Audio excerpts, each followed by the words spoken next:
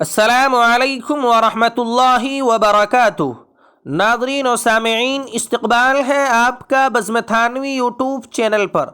ناظرین، آج ہم آپ حضرات کی خدمت میں فخر المحدثین اور دنیائے حدیث کے باتاج بادشاہ حضرت شیخ یونس جونپوری نور اللہ مرقدہ کی زندگی کا وہ نایاب واقعہ، وہ نایاب قصہ بیان کر رہے ہیں جو حضرت شیخ جونپوری نور اللہ مرقدہ کی زندگی کا ایک نایاب واقعہ سمجھا جاتا ہے۔ جی ہاں ناظرین، آج ہم آپ کو بتائیں گے کہ حضرت شیخ زکریا کاندھلوی نور اللہ مرقدہ کو اپنے ہونہار تلمیذ رشید شیخ جونپوری نور اللہ مرقدہ کی علمی صلاحیت و لیاقت اور فن حدیث میں درک پر اتنا اعتماد تھا کہ شیخ زکریا کاندھلوی نے اپنے تلمیذ رشید کو اپنی ہی حیات میں منصب شیخ الحدیث پر فائز کر دیا تھا۔ حضرت شیخ زکریا کاندھلوی نور اللہ مرقدہ نے جب حضرت شیخ یونس جونپوری نور اللہ مرقدہ کو منصب شیخ الحدیث پر فائز کیا تو مظاہر علوم سہارنپور کی آب و ہوا اور اس کی فضا میں کیا واویلا مچا اور کیا ہوا، آج ہم اس واقعے کو آپ کے سامنے پیش کر رہے ہیں۔ بس آپ سے درخواست یہ ہے کہ آپ بغیر اسکیپ کیے ہوئے ویڈیو کو آخر تک دیکھیں۔ مدرسہ مظاہر علوم کے منصب شیخ الحدیث پر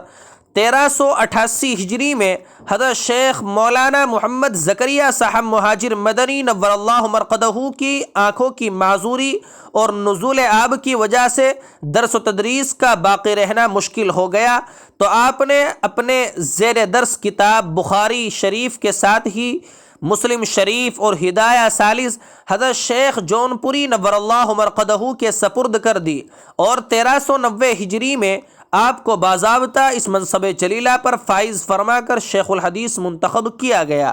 حضرت شیخ جونپوری نور اللہ مرقدہ کو جس وقت بخاری شریف سپرد کی گئی اس وقت آپ نوجوان تھے، صرف 33 سال کی عمر تھی، اس لیے طلبہ بخاری شریف پڑھنے پر رضامند نہیں تھے۔ آپ کی مایہ ناز کتاب کتاب الیواقیت الغالیہ کی مرتب حضرت مولانا محمد ایوب صاحب صورتی تحریر فرماتے ہیں کہ حقر ان دنوں مظاہر علوم میں متوسطات کا طالب علم تھا، اور اس وقت کا شاہد عینی ہے کہ جب بخاری شریف کے منتقل ہونے کا اعلان کیا گیا تو مظاہر علوم کے دورے کے طلباء کی ظاہری نگاہوں میں عجیب کرب و اضطراب کی لہریں دوڑ رہی تھی۔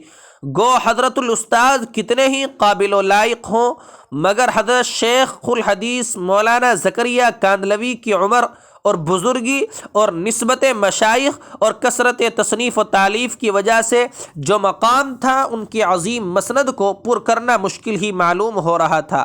بالخصوص اس سال دورے میں بعض وہ طلبہ بھی تھے جو حضرت شیخ کے خدام و مخصوصین میں تھے،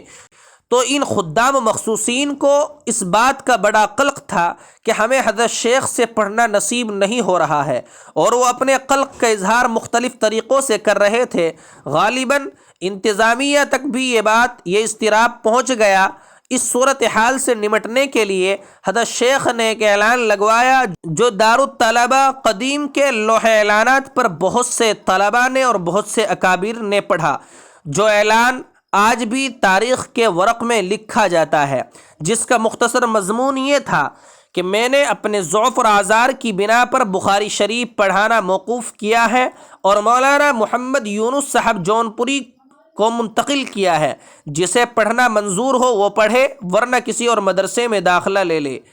اس اعلان کے بعد فضا میں کچھ سکون پیدا ہوا اور تعلیم جاری ہو گئی۔ جیسے ہی حضرت الاستاذ نے بخاری شریف شروع کی اور وہ شور و انتشار موقوف ہوا اور پھر پورے اطمینان اور آب و تاب کے ساتھ درس جاری ہو گیا، اس وقت سے اب تک یعنی نصف صدی تک ایشیا کی اس عظیم درسگاہ کے مسند حدیث پر جلوہ فروز ہو کر ہزاروں تشنگان علوم و معرفت کی پیاس بجھائی ہے۔ چنانچہ حضرت شیخ یونس جونپوری نور اللہ مرقدہ کا دور تاریخ کا ایک عہد ساز دور مانا جاتا ہے۔ حضرت شیخ جونپوری نور اللہ مرقدہ کا وہ درس حدیث اور وہ آپ کا وہ حدیث کے اندر اور فن حدیث کے اندر درک اور کمالات تاریخ کے سنہرے حروف میں لکھے جانے کے قابل ہے۔ بہرحال اللہ تبارک و تعالی حضرت شیخ کی بال بال مغفرت فرمائے اور ان کی خدمات کو قبول فرمائے اور ان کی خدمات کا ان کو بہترین بدلہ عنایت فرمائے۔